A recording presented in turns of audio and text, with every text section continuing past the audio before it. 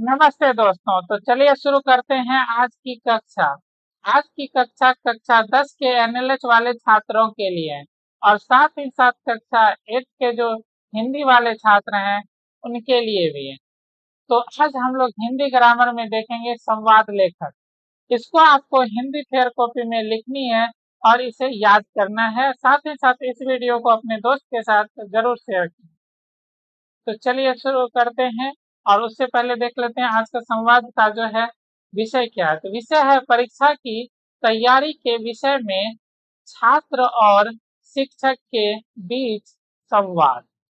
तो परीक्षा की तैयारी के विषय में छात्र और शिक्षक के बीच कैसे संवाद होता है, कैसे संवाद लिख सकते हैं या क्या संवाद होता है, तो वही हम लोग का आज का टॉपिक है। तो चलिए शुरू करते हैं आज का कक्षा।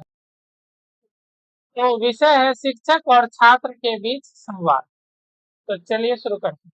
छात्र कहता है, प्रणाम सर, परीक्षा निकट आ रही है, मुझे थोड़ा तनाव हो रहा है। तो जब भी परीक्षा निकट आती है तो बच्चों को ऐसे ही तनाव होते हैं और इसका कारण है कि वो साल भर तो पढ़ते नहीं है। जब परीक्षा निकट आती है तब सारे किताब लेके एक साथ बैठ जाए, तो इस तरीका से तो उनको दिक्कत तो होने ही वाली है।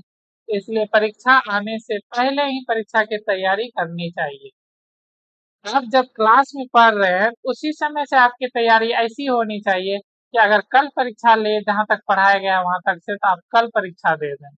ये नहीं कि आज का काम कल पे छोड़ रहे हैं, कल का काम परसों पे, तो वैसे ही छात्रों की तैयारी अधूरी रह जाती है।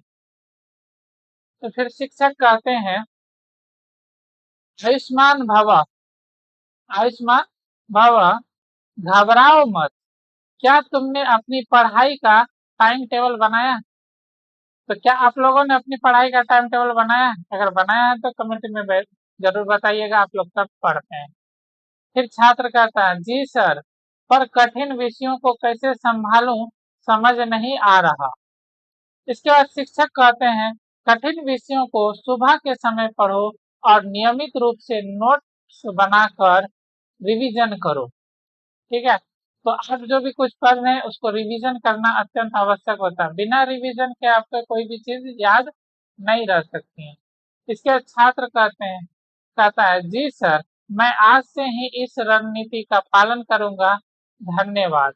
फिर शिक्षक कहते हैं, बहुत अच्छे, शांत मन से मेहनत करो, सफलता अवश्य मिलेगी। तो चलिए एक बार हम लोग इस संवाद को फिर से देख लेते हैं।